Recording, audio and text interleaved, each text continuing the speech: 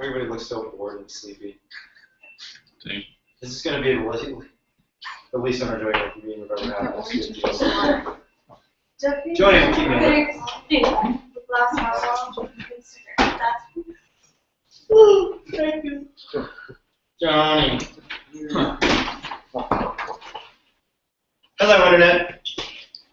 Meet Joni. He's the star of the show.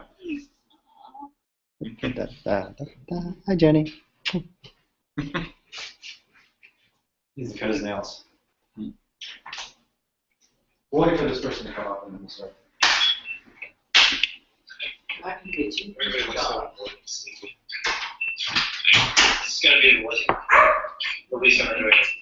Hello? Joni.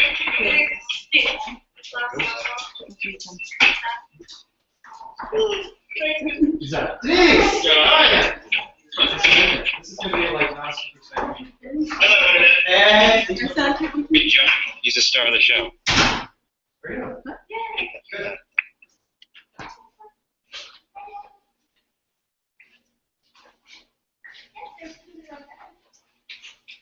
Yeah, I keep forgetting this doesn't have a live.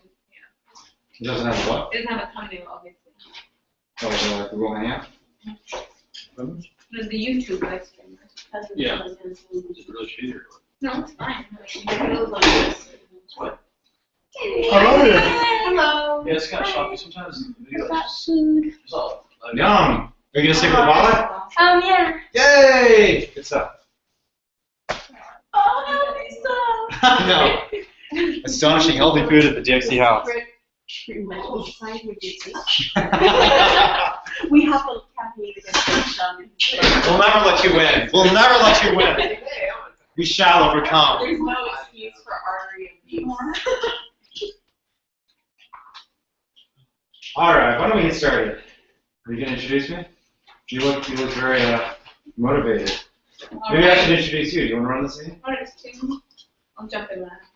All right, we're here today to introduce Priya Sahani, the queen of DxE and master of the universe. Who will talk to us about the power of Priya Sahani. Here you go. Hello, everybody. I'm here to introduce Queen Chum.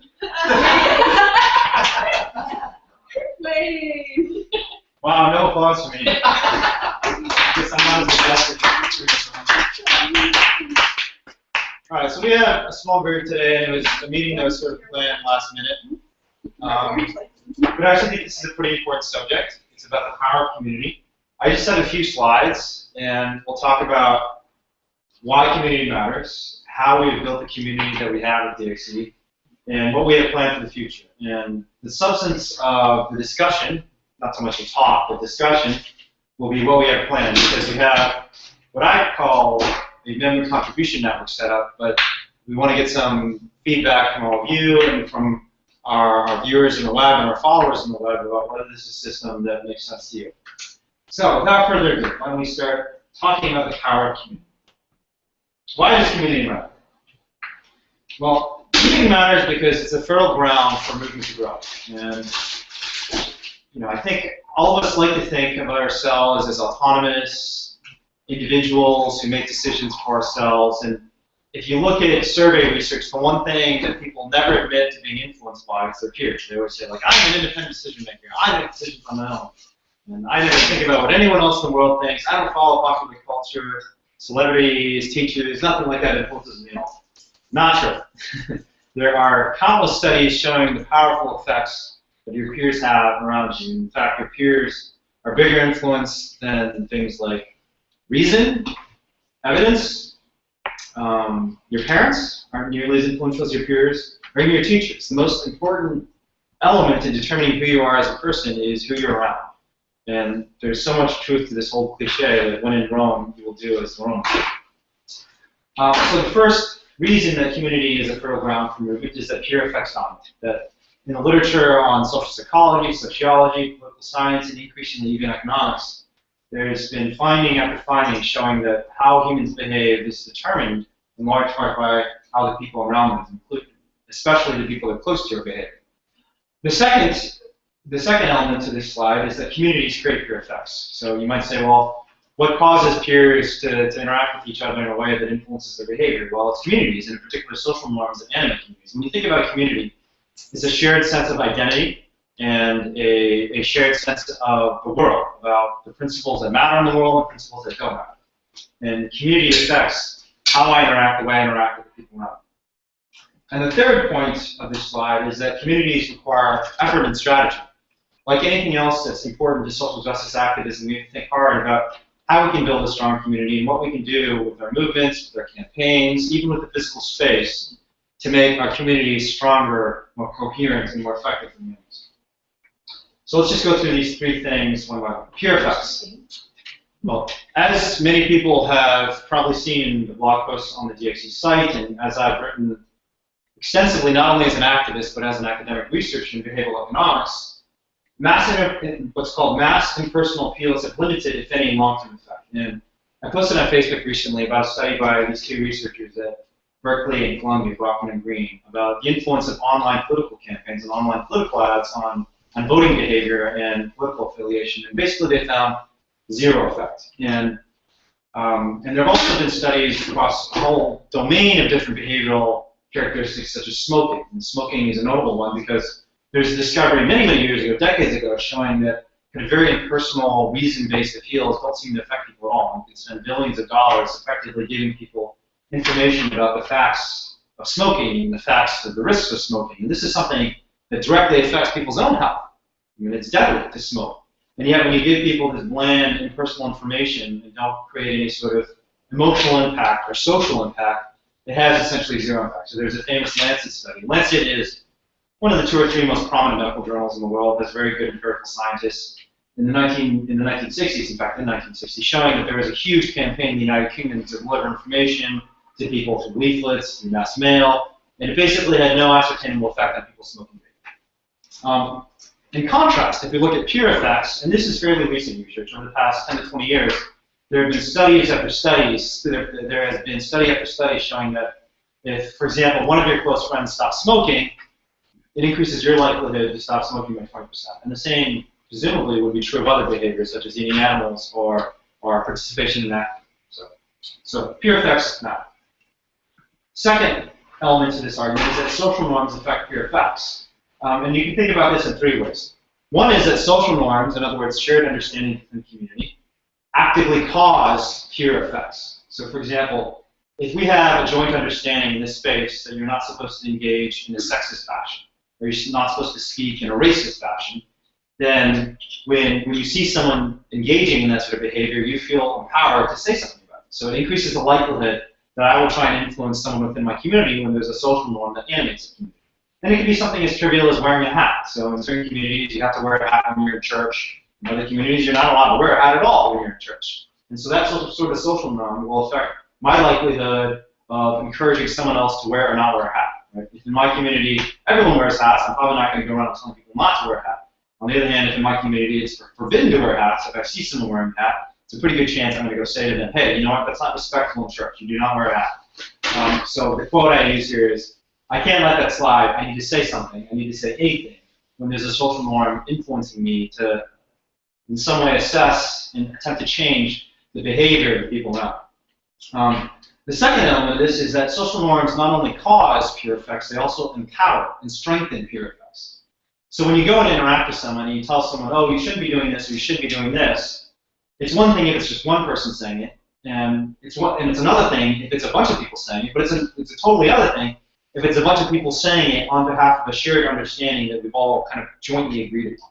So when you interact with someone in a way that is animated by a social norm, you don't just say, oh, I want you to change, or we want you to change. You say, no, the rules are that you need to change. So it's not just me. We all in this entire community have jointly agreed that this behavior needs to change of yours, whether it's sexism, racism, or in the case of animal rights, speciesism.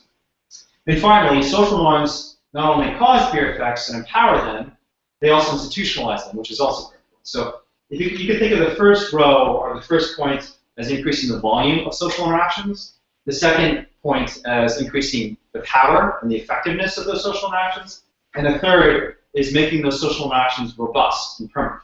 So when we talk about institutions, there are soft institutions like culture, which kind of always exist. But then there are also more formal institutions like laws and rules. And so in the DxE House, we have certain rules. So for example, this is a safe space. If people say things that are racist or sexist, we try and stop them and make sure that the person who's saying those things is educated about the impact they're having on the people around them. And because the victims of that sort of language and behavior will feel uncomfortable in this space. And that's a joint rule that's been institutionalized. We talk about this explicitly. We place it on our website. We talk about how we're supportive of total animal liberation, including human liberation, in our activism. That's an institution. That's been formalized. And when social norms become institutionalized, they have robust and permanent effects that can last for years and decades and even centuries.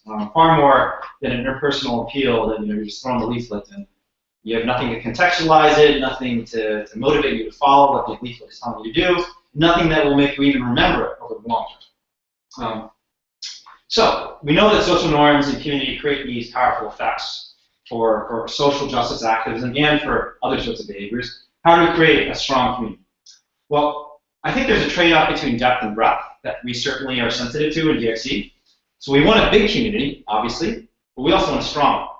There's no value in having a big community if we're not changing the world at all. So if we want a really big community, a really big umbrella, we could say, hey, let's just, let's say we don't want any changes to the world at all. And then the entire planet Earth is down with our community because our community has been defined in a way that makes it not challenging to get anything anyway. So that's not very helpful. But on the other hand, we also have to be sensitive to having a strong message that is sensitive to the concerns that people have within our community. So there's always this trade-off. So in terms of breadth, and increasing the breadth, you have a question? Slow down. Okay, in terms of breadth, how do we think about increasing the volume and the size of the community? Well, the term that we always use is we have an open model of activism. And there are at least 5 important elements to the open model of activism. The first is inclusion. We want to expressly and affirmatively include people within our community and listen to their feedback, including their critical feedback. So we always go out of our way to entertain criticisms. And when one of our community members, especially one of our core community members, comes and says, hey, I had a problem with this, or I wasn't completely comfortable at this protest or this event for X, Y, Z reasons, we go out of our way to include that and try and change our activism in our community space to reflect those criticisms. We also engage in, like when we see that someone is part of a community that's underrepresented within animal rights more broadly, we make an effort to try and listen to their perspective. And as a Chinese person, I can say I felt very excluded for a long time as an animal rights activist, and especially when we talk about the large mainstream animal rights organizations, there's basically no representation for people of color whatsoever, and we need to change that if we want to effectively change the world. So inclusion is a big part of increasing the breadth of our community. Transparency is also important. So we make all these decisions, and there are a lot of things happening behind the scenes, and a lot of people in our community don't know how any of this is happening. And this is something we, it is an element of the open model, and we haven't done it enough, and it's one of the reasons we're having the meeting today, and one of the reasons why we're implementing what we're calling the member contribution network. So especially people who have taken an active role in our activism can see exactly how our decisions are made, how our events are planned, how our protests and strategies are advised. And it's very important because it helps people become more invested in a community. I mean, if you go to work every day and your boss is telling you X, Y, Z, and you have no idea why he's telling you X, Y, Z, or even how the decision is made, it's really hard for you to feel any ownership over your work. And we want to change that. And we want to make sure that it's not happening in our activism. The third is this concept called overlapping consensus that a former colleague and mentor of mine, Pat Sunstein, came up with. He's a behavioral economist and law professor now at Harvard. And the idea behind overlapping consensus is that effective movements for change become effective in part because they have disagreements, but they also focus on areas where there's consensus. So if you think of Venn diagrams, I should have actually put up a Venn diagram here. A Venn diagram is a number of concentric circles, right? And sometimes the circles have a lot of space where they're separate from each other, but there are portions of the circles that intersect. And I don't have a visual image on the screen, unfortunately, but you can probably envision this in your own head. And so we work, DxE, we work with many different groups all over the Bay Area, including groups that don't necessarily have exactly the same organizing principles, the same tactical philosophies that we have, because we believe in creating overlapping consensus and finding constructive solutions for this movement to grow, for everyone in this movement to grow, not just us, but everyone else. Fairness. So we locally have a non-hierarchical organizing structure, an organizing kind of infrastructure. We operate by consensus.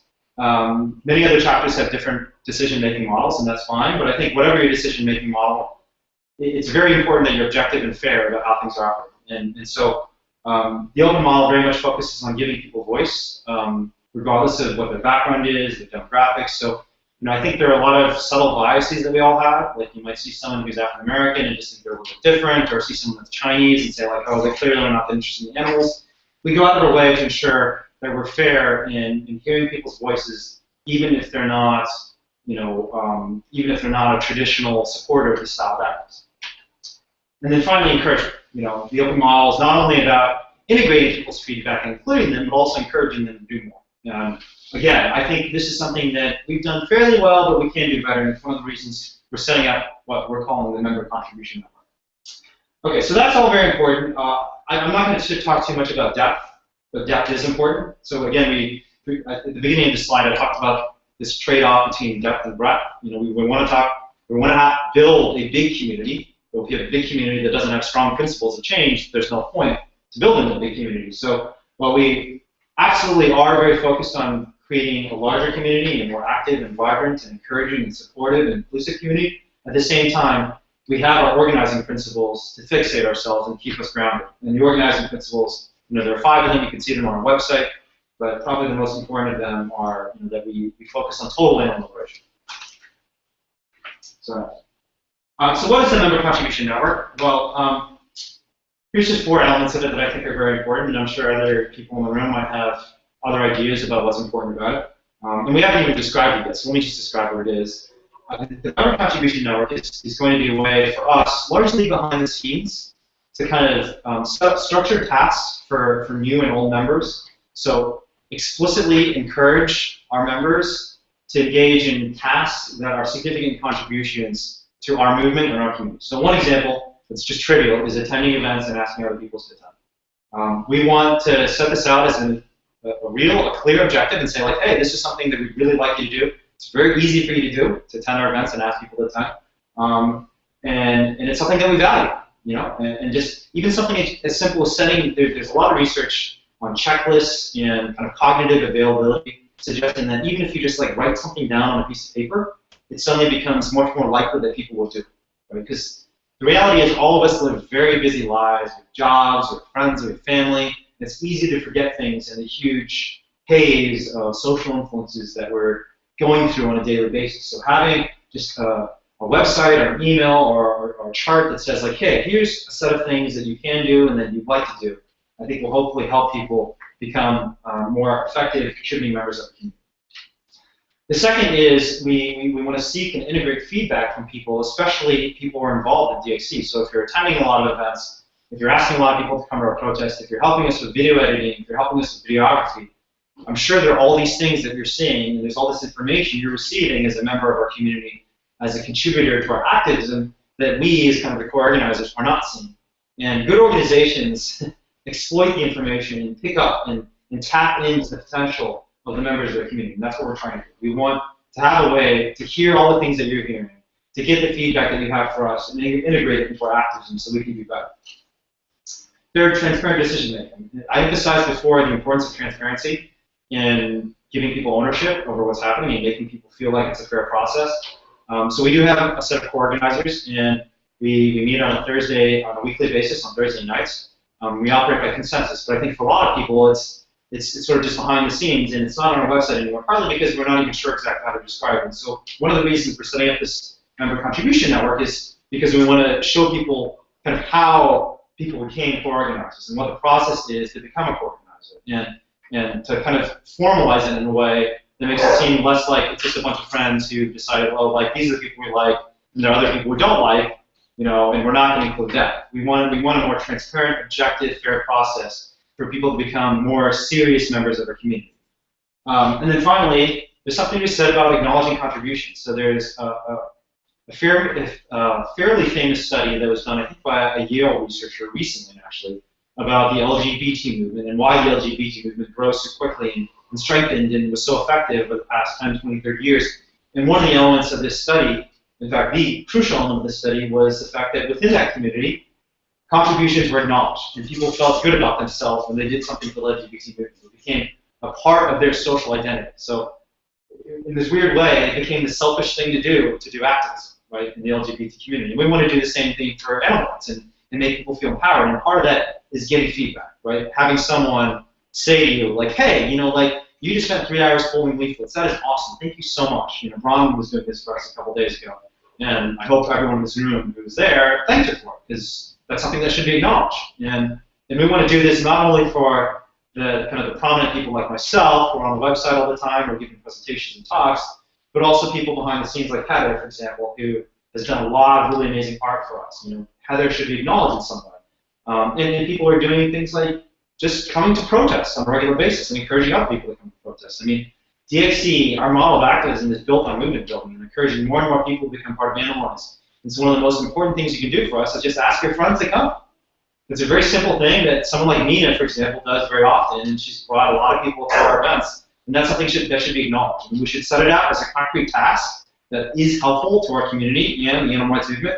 But secondly, we should acknowledge the contribution too, because you know, Nina might spend 2.5 hours talking to someone to convince them to come to a protest or to come to a community event. And you know, if we don't acknowledge that, then that would be to our detriment. So we can talk a little bit more about specifically how it's going to be set up, but basically the way it's set up right now, and this is based on some research I've done into what's called gamification. Hopefully this is not too nerdy and geeky for people. I mean, people who play video games will understand this intuitively. But gamification is all about structuring tasks in a way that motivates people and gives people constant feedback. So we set up like a little task chart that basically allows people to see their progress towards certain tasks. And the nice thing about this task chart is all you have to do is tell us, hey, I want to be involved. And then after that, basically everything else that happens is going to happen behind the scenes. There's going to be a couple people, including myself and probably Priya, who will just kind of record everything behind the scenes. And so that's going to be one of them. Another element of it is, you know, we're going to have monthly kind of feedback meetings where we seek out feedback from the core members of our community. Because we have our co-organizers, and we obviously talk about things a lot in these weekly meetings, but we need to have a way of integrating feedback explicitly from people in our community who are core contributors. And you know, we don't want anyone under the sun to come in, because we want people who have been involved and have some knowledge, experience, and wisdom about DxE stuff to come to these events. So on a monthly basis, we'll have these monthly core meetings for people who have been particularly kind of important contributors to our events, who come to a lot of protests, and might have particular insights into what we can do well and what we have not done so well. And then finally, the system that we're setting up will do two things to help us acknowledge the contributions of our members and eventually allow people who are not currently co-organizers to become co-organizers. One is we'll set up a system so we can actually see like how much people have been involved in DxE, and so who should, you know, who needs to be acknowledged, who has done a lot of good work. And because I think, you know, as a behavioral economist and a cognitive science student, there is extensive literature about bias. And so one example is you tend to acknowledge and recognize the contributions of people you like a lot, right? So if someone is very similar to you, like as a Chinese person, maybe I'll see other Chinese people and actually I don't know if this is necessarily true of Chinese people, because Chinese people don't necessarily acknowledge contributions by other Chinese people very much, but you know, it might be the case like as a lawyer or as an economist or someone, or as a graduate of the University of Chicago. Maybe I see someone else from USC who's at our events, and there's a lot of research showing that I will pay special attention to the work they do, and think to myself like, oh, this person went to the USC, or you know, like Brian is one of our organizers. Brian is a big fan of math. If somebody else comes to if somebody who is also a big fan of math comes to our events and starts doing a lot of stuff, Brian will place special emphasis on that because he has a special affinity. And we want to make sure that doesn't happen, right? We want to make sure that we're acknowledging the contributions of people in a fair, transparent, objective way. And also, we want to be able to identify people who might be co-organizers in the future, and in an objective way. And too often what happens in these sorts of groups is it's just a clique, right? We have a clique of people, we're friends, and when we like someone personally, we integrate them and we listen to them. And if someone is different from us in some way, we just exclude them and we don't care about it. And I experienced this myself as an activist. When I first started doing social justice activism, animal rights activism, I was, you know, a geeky University of Chicago student with thick classes who liked talking about science, and you know, hanging out with radical animal rights activists were just like, oh, this guy's weird. And it didn't matter how much I contributed, how hard I worked. I mean, people were not going to see that as much, and weren't going to. I don't think it was anything malicious or intentional. It's just there's a subconscious bias, and so we want to avoid that with a system that's a little more transparent and objective. So anyways, that's all I had to say. I was thinking someone else should lead the discussion. I don't know, Priya or Jeff, you want to lead the discussion? If you're comfortable, please. You want to go there? Why don't Jeff and Priya lead the discussion? Okay. Jeff, you can get up there. You can lead the discussion too. Jeff, So you sit up there. just sit up. Priya will. Chair. Let's take the computer down and you can sit on school. Or Chris, you would. No, Or Chris. Jeff and. You don't have to, you don't want to. Just sit there. You don't have to sit It's all right, you can sit. together. All right, Jeff will stand. There's a chair right there, Jeff. Oh. I'm not sure if any is actually on the live stream, but it would be cool if people were asking questions. Well, anyway, I'll just open it up to questions. Nina, I can tell by your eyes you have some questions. Structured tasks for being members. So can you give me some examples of structured tasks? Yeah, I can actually pull it up. Yeah, So we have a list of things. And actually, Nina, some of the feedback you gave me or us was influential in the way we're Awesome, yeah. deciding on this. So I know you were very concerned about kind of sclerosis and having seniority and ultimately determine everything. So the way this is going to work is that's not going to happen, basically. Good. There's going to be a complete refresh every month. And the idea is, I mean, we'll have kind of we'll have a way to acknowledge people who have been longtime contributors, you know, but that's not going to be the key thing in the way this member contribution network will operate. And there will be no money prizes? And there'll be no for the money prizes. That was also feedback. I think one of the prizes is you have to donate like $100. So there are money prizes, they're just negative money prizes. Yeah. So, I'll I'll let Peter do this. So here, just Yeah, okay, so some of the structured tasks are like, I mean, one of them is what we already said is they're trying to recruit others to DxE protests or open meetings. And then, let's see, editing video with Jeff, who's done a Oh, lot I got of, points too. Wow, it's cool. is one of them. It's cool. It's like D&D. Right, and then the other, well, see, the point system will be on the back. I don't. If anyone wants to see the point system is just a way for us to like record things and make sure that because as we add more people, it's going to be possible to do it in a qualitative way. Like just yeah. so it's just a way for us to like for geeks like me to make sure we're Who's the strongest? yeah. Well, no, just to make sure. Will this be notified to the public? It's not to the public, but to anyone who's participating. Yeah, And the one who's on the list can see this? Yes, but the name's only anonymous, so you won't know what anyone else is doing. Okay. You can only see yourself. Okay, so videography. And if you don't want to be on it, you don't have to be on it at That's all. awesome. You can have your name private too. Videography or camera work, helping with pre or post event logistics like cleaning, transport, writer speak for or about DxE. Yeah, that's true. Like, well, this is something that we don't remember. No, this is important thing. This is actually quite important. It's something that's not acknowledged, right? Which is why we need something like this, because we need to say like, hey, no one else can help me out cleaning. That's not something that's flashy that everyone remembers, but it's valuable, like because it. I mean, honestly, like That's the only thing I if you don't do it, someone's gonna have to do it. That's So not the only thing, but it's, even if it is the only thing, it's so important. it is important. Well, But you're no, right. sorry, it doesn't need that organizer, you're not able to do it. That was just amazing. Yeah, right, that was super helpful. And like other tasks, like design materials, poster, we have a lot of, we need a lot of people to poster, and honestly, sometimes we just don't have the time to do all of that, like cover all the places, like go to a vegetarian and vegan restaurants, and then other extraordinary contributions, which I can't think of, but for example, like, well, actually, yeah, I can think of something, and correct me if I'm wrong, but for example, Kevin promoted DxE Law on his Facebook page. I'm not sure if it's passed, but it is something that should be acknowledged, right? Yeah. So there's a category for other the things that we think should be acknowledged or should be integrated, directives in some way that we don't. Like it's explicitly listed out in the structured task list. Yeah. And there's extraordinary contributions. I mean, extraordinary contribution.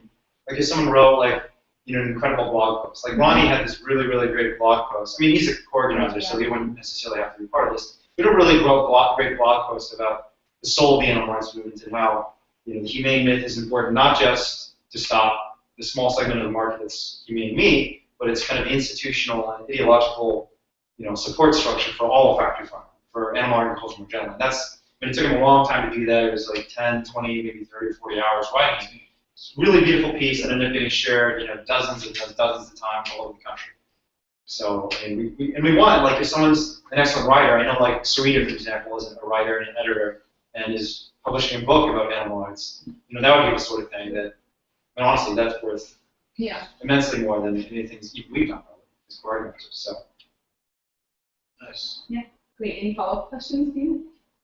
Okay, so my concern was when like that survey went out before this meeting, they said like one of the incentives, it was the survey that you answered. Oh, yeah. So one of the things was like, oh, so if you come this higher up on this ladder, then you'll have access to the mailing list. And I find that problematic because that's my personal email. And I don't want just anyone having it. I don't want it to be like. Oh, no. And Sorry. when mail is sent out, I would prefer if it's like blind carbon copy, Yeah. or if I'm not included at all. No. So that's not what the mailing list meant. So not you'll get access to the mailing list as in you'll get to send mail out, Yeah. or that you'll even be able to see the mailing list. But there is a separate campaign info mailing list for our organizers, like our co-organizers on this mailing list, and our organizers around the country, where we send out like strategic communications. Oh, cool. So it's just kind of, I mean, I'm not sure most people probably wouldn't want to see a lot of stuff that goes on there because a lot of it's just logistics. But the point is just, if somebody's been contributing a lot to DxE, they should see what's happening behind the scenes. So that's it. That's all the mailing list is. Yeah, and part of the reason. Go ahead. You added to that Yeah. list. You would get added to the Not- mailing list. Get not Receive people email. to see the No, list. I see the list when you send out, I see your. Yeah, like, So I would prefer. Okay. You do? There was one time where I made a mistake. Oh, It yeah. was Yeah. more than. Really? Okay. Well, I shouldn't do that. That's my fault. Good luck. When you could reply to all, I can change that. No, it's just if I put CC instead of BCC. Oh, So that's definitely wrong. Yeah, thanks for that. And also, I just want to say, part of the reason that, as far as the email thing, is that, if there are people who are like clearly invested in everything and are doing a lot, it's more likely that they are interested in getting these emails, which is more likely that we'll get a response and they'll be more like, active. So that's part of the reason it's good to have people who actually want to see these emails on the email list. A little side note. So right now, the campaign's info mailing list only has the co-organizers in the Bay Area, and I think the co-organizers of chapters around the country. So like LA, and someone like Kara is on it. I don't even know who else is on it. Priya is the one who usually adds people. So Yeah. it's like me, Dana, New York. Basically, any of our co-organizers around the country. Wilson. Yeah, Wilson's on it. A lot of No. You might be, because I think you're DxE South Bay. Yeah. So I think you're on the list. Because you and Asaf and Karen are like the organizers of DxE South Bay. You think he's on DxE Info? I'm sure. Yeah, that's it. DxE Info? You get it, right? Yeah, Yeah, yeah. we get emails. Yeah. Okay. Oh, cool. Hooray. Denise, do you have any questions or comments? Okay, good. Heather? Speaking of community, I know most of all of us know each other, but I have not been introduced to Denise. Oh, I'm sorry. Heather. Hi. Yeah. Nice to meet you. Hi. No, sorry guys. No, it's all right, 'cause, everybody probably knew each other, but Did you hear umbrella? No, not yet. Is it the purple one? It's a green. You in that copy. Right Okay. there. Oh, yeah, we'll, Okay, we'll do it. Perfect. Questions? yeah, I'm not sure. I was very skeptical about this, but I like the sounds of it. Yeah. Good. That's awesome. That's important to us. Well, Yeah, honestly, like, one of the, I think I told this, Mina, you were kind of one of the people I was thinking of when we influenced, because it didn't make sense to me that there are certain organizers around the country, for example, who might have done like 1 or 2 actions with us and weren't that involved, who were on like the mailing list and whose feedback, and we're like, because the info list is a way for us to discuss strategy and planning, and like, it's a big part of our decision making. We query people around the country and say like, hey, how do you think about this action? And like a lot of local people who are way more heavily involved in DxE stuff, not just locally, but internationally, really, we're not hearing their voice as much as someone who, organized one leafleting in Madison or something. Not to pick on Ben. Ben's great, and we want Ben to do more. But it's just, I think we want to make sure there's a transparent, objective process for integrating people into our decision making, and just making sure we listen to feedback from people. The more people contribute, the more we should listen to their feedback, right? And that's a big part of what we're trying to do with this. So the idea is, again, on our monthly meetings, we can't let if we're going to have monthly meetings, and we'll probably even Skype people in around the country for these monthly meetings where we get feedback, we can't let everybody come in because then, there could be, we don't want anyone who's never even heard of DxE coming in because their feedback, I mean, there's something to be said about having like a core group of people who are invested in listening to them as specialists, right? Rather than someone coming in and just criticizing. Exactly. Some random person who we've never met before coming into a meeting and saying like, oh, and they, first of all, because they just don't know much about DxE or what we've done. So, and the idea is like we want to have an objective way to say like, all right, these are the people, because otherwise it's unfair. Like someone will always feel excluded if there's no transparent way. Like, oh, how did you determine that this person was on the mailing list? Or how did you determine that this person is invited to the monthly organizing meeting? So we have a transparent way of saying like, oh, someone's come to 2 protests. Like basically, the way we set it up now, and we might recalibrate this, is if someone's done like 5 significant things for DxE in a month, they will come to, and significant things being anything from coming to a protest, helping out with cleaning, like inviting someone else to come or promoting your events. I mean, Mina's now helping us out running the meetup. I mean, that would be like an extraordinary contribution, right? So if you're running the meetup, to me, that's like a lot of work, continuous effort, and would be an extraordinary contribution and would be listed as such. But we want to make sure we give those people a special chance to both see what's happening behind the scenes and influence our decisions. And be a part of those decisions, not just influence them, but really be a part of it. Well, do you have something to say? Sorry, I always have something to say. It's not for me to get I emotions. love your opinion. Is that live? Yeah, it's live. Good. No, what I was going to say is that, so far everyone's good, but if you ever going to meet a lot of people, how do you do with one of the people who come in and they're problematic? How do you deal with that part? What do you do about it? Like, how do you do it? Like, get rid of them? Well, it's hard. Or let them come in? Well, we first want to talk to them, and depending on why they're problematic, and see if we can help them to not be problematic. But if the issue is serious enough and we can't help them and they don't want help, they have no desire to change the way they are, whether they're sexist or racist or whatever other issues they have, they invade people's personal space. If they have no interest in being better, then we'll have to ban them. I think that if people are willing to recognize that they have an issue and want to improve themselves, then we're going to want to try to work with them as much as we can to keep them part of the community if we can. But I don't think we've had any issues so far of people that we're willing to work to be better that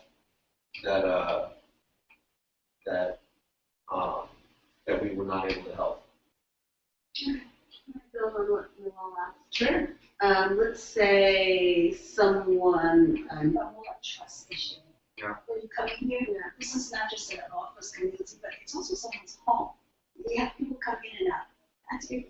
There's certain lines you can cross to me. If you not be able to trust it, you're not coming to my home. That's how I feel. There's just a line that you can cross. Other personalities that you can work on. So it's just wondering about someone that you cannot trust, and they cross a certain line. How do you do it? Yeah. Well, that's a good question. That's a great question. do you want to answer? Or, No, I don't have an answer for it, but I'd like to hear an answer. well, I was just gonna say that You know what I mean? yeah, I do know what you mean. I think that pretty important things are like communication. So not just not to let it slide, as you said. Bring it up, but also do it in a positive way, and giving that person a chance to improve, and giving them a way to improve also, and then follow up, I guess. Right? So I think my experience with the animal rights community and most social justice communities is that the vast majority of people in these communities are awesome. So 99% of, and even the people who are problematic in some way that can't be resolved, it's not that they're bad people. It's just sometimes it's just not the right fit. So, for example, in the DxE community, if somebody had, I have a lot of people who are very close friends of mine who are welfareists, and I respect them immensely, and I often even think that some of the work they're doing is actually really important for the world. But for this particular space, for them to be kind of a dedicated member of the DxE community, probably would not make a lot of sense, given that our first organizing principle is total incorporation, right? So I think one thing is like I don't even like to think of problematic members of the community and non-problematic members of the community. I like to think of fit. And I also don't like using the word ban. It's like a really harsh, negative word for me. And I don't think we've ever banned anyone. I mean, I think we've definitely had conversations with people. And sometimes those conversations have led some people to think, all right, this is the right fit for me. But really, it's not like we physically assaulted anyone or physically removed anyone from the space because they were insisting on coming here. And even in those instances where we've had some conversations with people, it's like 3 people or 4 people in the span of a year. So it is an important problem, I agree, because when those problems come up, they tend to dominate everything. Like this one little problem suddenly envelops up the entire community, and it's disproportionate to it has disproportionate influence to the number of people it actually directly affects. But I think Priya's points were really valid, that having good communication, giving people constructive ways to solve whatever difficulty or conflict there might be, and then following up, making sure we follow up, making sure that that problem is resolved. But I also think, as a general matter, I mean, just personally, I default to thinking the best of everyone around me, and I think that's a big and important part of DxE too. We want to believe in people. We do believe in people, and we want to inspire people. And to do that, to inspire people, you have to believe in them, and so we default to believing in them. That's a great question. Thanks, Noah. Nina, did you want to, I know you were going to answer some part of the question. I was going to answer, I was just going to add. Oh, yeah, sure. Go ahead. So hypothetically, let's say like someone sees this list of like tasks to do, and they're really interested in being like a core organizer eventually. What if their personality doesn't fit? What if, like, let's say they're very bossy, or they're very doesn't respect like everyone's personality type? How do you like take that into consideration rather than like just seeing this list and like just checking things off the box? Yeah, that's a really good question. Yeah, we talked about this also. So, I mean, there's people who, I don't know. I'm not sure. I actually think that person doesn't exist. Because I feel like if there's people who are doing all these things, their personality is probably really good. But maybe that's just me thinking that. I think that's extremely optimistic. I think that's a little too optimistic. Okay, well, I'm trying to imagine the person who would do all these things, and still, okay, let's just assume that there's somebody who does all these things, but is also being negative and hostile. Yeah. Obviously, like, us core organizers would have to have a conversation before we make a decision to just accept somebody just because they've done A, B. I mean, not that things are not important, and whatever they've done is important, but we would obviously have a conversation. And like, for example, even one core organizer's voice matters if they feel like uncomfortable with somebody like that. But I would be like someone like that to drive away like really good numbers. No. I think we decided that there would be something that would be like necessary, like for potential core organizers. So like there's something that once they accomplish whatever X is, I don't remember what it is off the top of my head. But once they accomplish that, then they have the potential for being a core organizer. But it's not so necessary that they would be. So it's necessary but not sufficient to have met all the conditions here. Because another really important thing is everyone has to feel like, everyone in the current core has to feel like they get along well enough with that person. They don't have to be best friends. They don't have to love dancing with each other. All of that is nice. But they do have to feel like this is someone who I respect and respects me, and we can work side by side. Like, that is definitely something that you can't really get that on paper. Like, there's no spreadsheet for that. That's a really good point. But that is something, a really good point. It is something we discussed, but we haven't actually. I just like to keep this community anti-hostile. Eventually, we're going to come up with Yeah. Okay, so are you ever gonna issue like a membership card like people do? Official cards. We might. Yes. You know, we might How do about something like that. that's the number? No, we might actually do something like that, because I think there's something to be said that of just acknowledging someone in physical flesh. You know, like, you might do a card. Like, I mean, it's just the way institutionalized things we should be doing anyways. Like, I mean, one of the things, the professor of mine who was hugely influential in just my personal relationships with other people, he used to always tell me, like, anytime someone did something nice for you, send them a physical thank you note. And for a long time I did this before. This is late 90s, early 2000s. Email and Facebook was not as prominent. So and I wasn't even on Facebook, and email was not as significant 15 years ago as it is today. But I used to do this. I used to give people like physical thank you cards if someone did something nice for me. Even if it was something simple as like, helping me out with an outline in a research project. And it ended up being really helpful to me in just building a network of people who believed in me and like thought highly of me and felt acknowledged by the help they'd given me. And so something like that would make a lot of sense, I think. But if you don't get that card, only have to contribute money. Yeah, so we definitely would not want to link it to money, I think. I mean, we might have, like... Well, I remember you picked Yeah. $10 or $10. So DxE is focused on making people activists, not just donors. I mean, we believe in a model of activism that's about grassroots domino effects, that I do activism, you do activism, and everyone does activism.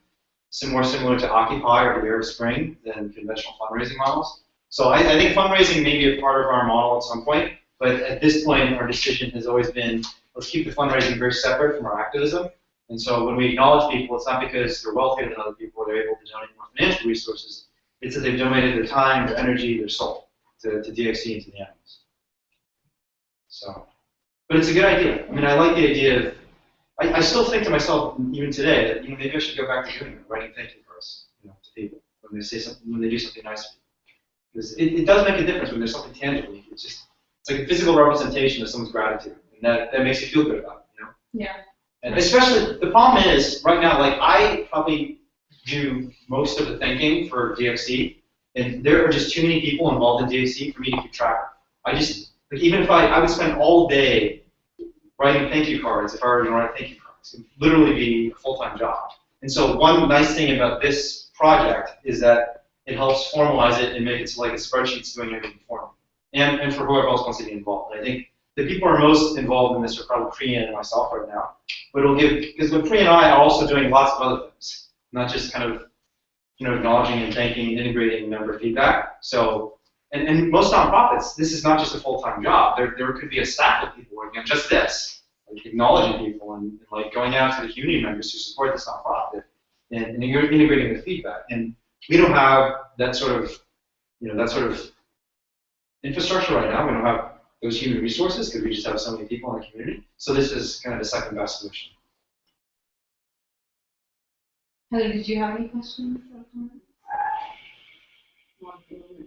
I have more things. Go ahead. Your questions and comments. And yours too, Noel. Yeah. Okay. So one thing is like, what if, have you guys like thought about like having teams? You already have like teams of videographers, like setting up like an occupation. So you like have a team of videographers, a team of video editors, and like having that like kind of set more in stone. That way you can make sure things get accomplished on time. Have you thought about doing that? What do you think, Jeff? Yeah, this is a question. I don't know, like, what do you mean? Explain. Like you are, Jeff, you're the one who's basically editing pretty much all the videos. Like, wouldn't you want like a team of people helping you out? Well, yeah, Or regular team? Well, Ace does a lot of the video editing too. So Ace and Jeff We People are doing like all of that. and Isabella and Lisa have as well. So A cleaning team. we do need a cleaning team also. No, for sure. True, no, I agree. So, well, I think part of the things that maybe I just don't think we have enough people doing that stuff, right? We can't even identify.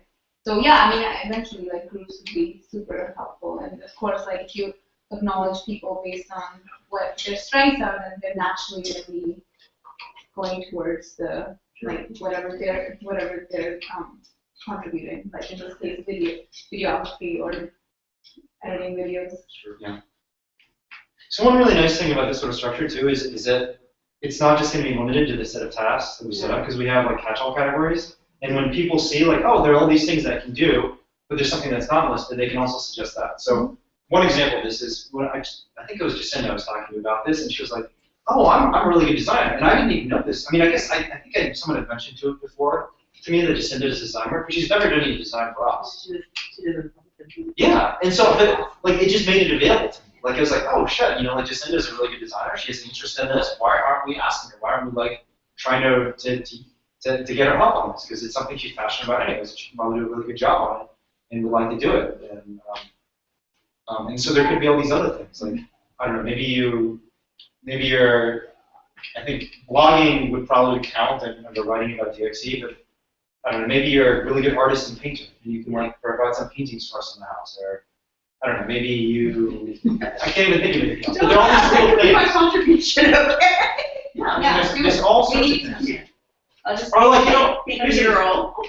here's an example that's not like Heather and Priya are working on this project where they help people with videography, and there's probably going to be video, instructions, and all these other things. And that's the sort of thing that someone could come in if they had experience and expertise in making videos and animations, they could do it. And it wouldn't necessarily fit into these categories, but even the fact that we have lists of categories and we're explicitly encouraging people to contribute in some way might give them an idea and say, like, hey, I can do this. Or like, you know, I noticed that this aspect of your activism isn't as strong as it could be. I know I can do this much better than you're doing. Like, why don't you let me? Like, so, I mean, one example of this is Jeff. Like, Jeff is a really good web designer and has like really strong web coding skills. And for months and months and months, well, first of all, we had like this stupid, really shitty move for the website. It was terrible. Do you remember that website? Yeah. Oh my god, it was so bad. It was terrible. And like, we moved from that to Squarespace, which isn't much better. But you know, I know a lot of things. I'm not a web designer, and I'm not a web coder, and I should not have been doing those things.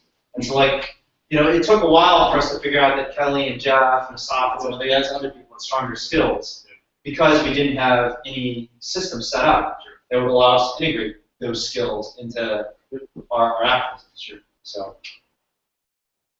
what happens like after people accomplish like whatever to get to gold status? Like, and, well, you guys are setting me up like a credit card in a way. Right. Okay, like D&D. You guys are So for people who really like that sort of thing, they can use this that way. But that's certainly not the way we're framed. Right? It's not, always like the most familiar thing to me. Okay? Yeah. So well, I think we're going to have basically just two thresholds. Yeah. One is going to be like if someone is like a senior contributing member, which is someone who has done I forget the exact threshold, but if they've done like 100 things for us, and like roughly 100 things. And Does that again, reset? no, that does not reset. But being a senior contributing member just means that we send you an email and like we might have some place on our website where we say here are the people who in the history of DxE have played really important roles. And this is like a lot. Doing 100 things is like a lot. Like you think about going to 100 protests. We haven't even had 100 protests, right? So like even if you went to every single protest, you wouldn't meet this threshold. So we want to have a place where we recognize someone who's historically contributed a lot to DxE. I mean, the only people who probably meet this threshold right now would be co-organizers. Like if one of our co-organizers left today, like if Quest left today, we'd probably list him. But we wouldn't. Being a senior contributing member would not give you access to the mailing list or give you any more voice to someone who's new. Like the fact that you've done stuff in the past and no longer are active now, to me, does not mean you should continue. Like this is a concern you have about seniority, right? Just because someone's been around doesn't mean they should have more voice. But so this is what we're talking about refreshing. In terms of the monthly organizing meetings and access to the mailing list, that will be dependent on kind of who's done stuff recently. Do you think this idea is a good one, Denise? Yeah. Okay, good. And maybe when you go to Brown, we can still like one thing about the system too is we're hoping we can give this system to other chapters around the country too, and it can help them build communities and build like a structure that allows them to create. There's this concept in psychology called flow, which I'm very influenced by. There's a concept devised by this guy who was originally University of Chicago psychologist. But the idea is, if you want people motivated to do things, you need to give them three things. One is you need to give them kind of concrete and achievable tasks. The second is those tasks have to be challenging enough that they're interesting, but not so challenging that they can't be finished. And the third is you have to give them immediate feedback. Like if you get feedback like 2 years from now, it's not interesting. It doesn't motivate you. Because you don't even know if you did a good job. And you don't even know if anyone cares. Like, so if like every time someone cleaned the house, they find out 2 years from now someone acknowledged them for it.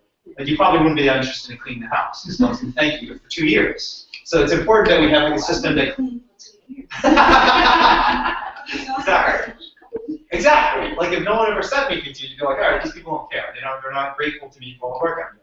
So this concept is a concept that, I mean, I will say, like, I've learned a lot of this, and I don't want to make this too corporate because I think there are huge differences between the corporate world and the activist world.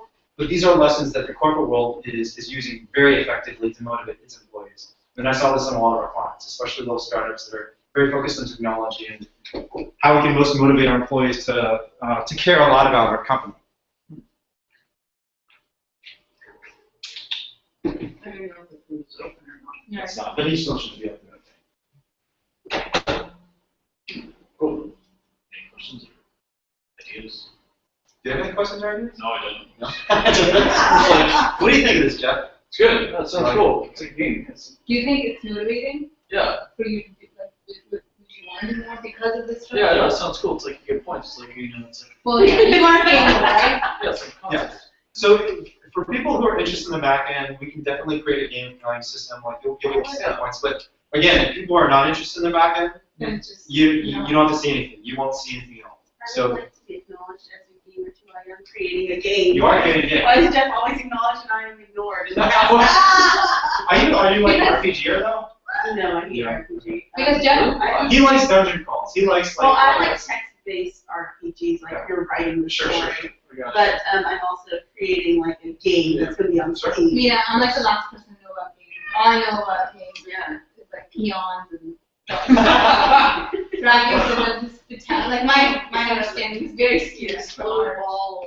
Explode balls. Fatality. What is that game called? What is that game called? Yeah, where Sport. But he has that game where you're shooting little balls and when they connect to each other, they explode. And all the balls. Chip, That game's fun. There's a bunch of There's a bunch of games like Gem. that. But ship. gems. Is that true? Anyway. Yeah, Jewel. Yeah. Jewel. Yeah. That's it. That That's one I one. like too. That's really fun. Like to explode ball. okay. Good. So ideas, questions. Well, I think our vision for this is not only to acknowledge people, but also to provide a concrete structure which allows people to grow, feel like they're part of a community, and most importantly, feel like that they have something to something like a strong system to be part of. Ownership. Yeah, ownership and accountability. Anything else? What if someone appreciates that you guys are doing this, Mm-hmm. but does not care about being part of the board? That's Still want to fine. contribute. Yeah, totally fine. And like the way it's going to be set up, well, some of the mechanics will be described in an email on the website. But the way it's going to be set up, if you don't want to be publicly acknowledged for your contributions, you don't have to be. Honestly, we're not going to force people to get like Facebook posts when they don't want. We're not even on Facebook, obviously.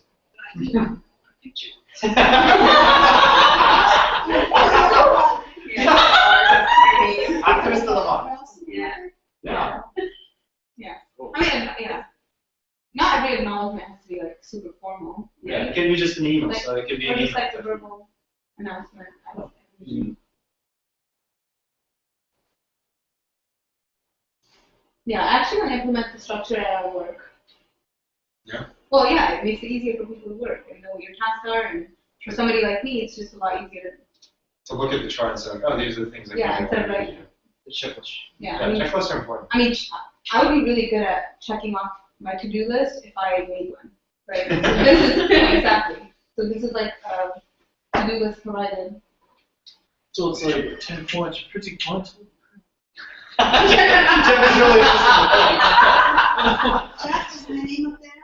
Not yet. Here's the No thing. one's name is going to be on. You're either member, Who's this? It's like member A, member 3 B. points. We will tell you what member you are, but not anyone else. Oh, so we could still see member A, member Yeah. X, but then we. You wouldn't know who they are. We could guess who they are. Maybe. Oh, You might be able to. You might not. I think it'd be really easy to guess who they are. It's a contest now, alright. Yeah. Yeah. The hope is it's not so much a contest or competition, more just a way for you to feel inspired to do more and feel like There's nothing wrong with a little competition. Yeah, competition's great as long as as long as it's constructive and positive and Friendly safe. competition. Yeah. Yeah, competition. She also safe, she also, you're like, Yeah, don't kill anything. oh, calm down. Don't try and find out who member access just to kill him. It's like member access 10 points ahead of him, he's dead. Well, now that I'm looking at it from Jeff's perspective, where it's a game and not, you know, what I was saying before, like, I like that. It's like a game. It is, yeah. Yeah, people are inspired differently. Right? Yeah. So if he's inspired by that, but you're just inspired because, or you're just doing things, or you're just No, it's a inspired. game. I want things. Even things, like one of the reasons why I feel like I'm productive at some tasks that other people aren't productive at is that I kind of implicitly implement this sort of system for myself. Like I always think about like, all right, I ran 8 miles this month, and I want to like I have this like checklist in my head. Like if I run 8 miles today, and then I always think about, am I going to run 9 miles the next day, 10 miles the next day? And like it's just, I don't know. There's something really valuable about this sort of, because I really think there's too much going on in our brains that you need to make things concrete in order for you to get anything done. Because otherwise it's just, there's too much socially, politically, in terms of information on the web, especially with the web today. There's just too much shit going on. And it's so easy to get distracted. True, it is. Yeah, no, It that's is. true. No, that's totally true. I'm thinking about my work. Like, you just feel paralyzed when there's so much work to do and nothing specific. Yeah, nothing concrete for you to do and check That's off. paralyzing for some people. It is. Cool. Yeah, I mean the literature suggests Still, paralyzing everybody. What do you think about the ideas? Pros and cons. What's I the think one? this is a very good idea. I think it's important to acknowledge people's contributions and to motivate people. Okay, that's solid. Denise? Yeah, I like the idea. Oh, I cool. work in a kind of like mathematical way, so Oh, cool. this helps. Great. What do you think, Johnny? We spent a lot of time talking about it, so Okay, I'm all good. cool, excellent. So Wayne, just for the sake of everybody else and whoever's watching, in the future, like how are we going to see this idea being implemented? I think you kind of Yeah, so there's going to be an email that goes out, and it'll go up on the website too, saying like, hey, if you'd like to be involved in this. I think, so we're probably going to be kind of asking, basically anyone who wants to be acknowledged or wants to become more integrated, we'll say like, here's a set of tasks. And then basically what will happen is 2 of us, Priya and myself, after every event, we'll go through this checklist and we'll try and figure out what has been done. And it shouldn't actually take that long, because like one easy way, for example, to keep track of who's attended events and who's brought people to events is just go through the Facebook account. You can check it out super quick, figure out like, and there's going to be some error rate, obviously, but otherwise, I think it's going to be fairly simple. And as long as the error, I think it too is just one. As long as the error is unbiased, it doesn't matter in the long run. So, I'm sure no one cares about unbiased estimators. But anyways, so but for all the other tasks, it's going to be up to us and like, and whoever's involved. We're going to ask all of our co-organizers, like anytime anyone's done something for DxE, make sure you send an email on the list or let Priya or myself know so we can check off on the chart. And that's it. And again, and we'll also give a link to this Google Doc spreadsheet to anyone who wants to see it. And explain like how things happen behind the scenes. So like what the threshold is for co-organizer, what the threshold is on a monthly basis for being part of the monthly organizers meeting, and to be part of the campaign mailing list. That's all. Is that what we see? Yeah, just Jeff, do you think we can have a suggestion box at DxE? For like when we're like at events, we could just drop off suggestions. Yeah, Like, cool. go for office, I Do you think that's easier for people to like drop suggestions? Yeah. In the suggestions box and to like talk to one another? Because like at Like anonymous like suggestions? anonymously, and at like potlucks and stuff, you guys are like all busy and like it's, and if you're getting the suggestion over and over again, hopefully someone isn't using the system and just trying over and over again. I know. You're not 200. Yeah, I think it's like, yeah. No, I was just going to put more Chinese food. More fruits and vegetables. If you know like 100 suggestions for more Chinese food. We'll know. Yeah, there are some people who might want to be anonymous. Yeah, that's true. I personally- I don't personally see why we couldn't have a suggestion box. Yeah. Sometimes I'd love to go through it. Sometimes people come up to me and they like say things, I'm like, oh, but I don't work here. I'm working I have here. no You're just not paid. I'm just like, so I'm like, you can tell, like,